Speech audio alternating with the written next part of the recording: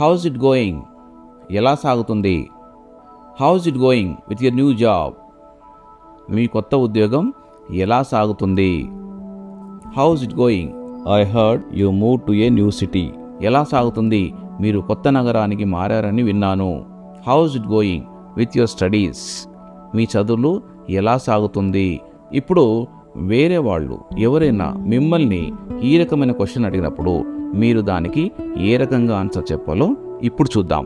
House it going with your new job అని మిమ్మల్ని అడిగినప్పుడు, మీ కొత్త ఉద్యోగం ఎలా సాగుతుంది అని అడిగినప్పుడు, it's going great, loving the experience, బాగా సాగుతుంది, అనుభవాన్ని ఆస్వాదిస్తున్నాను, ఈ రకంగా చెప్పొచ్చు.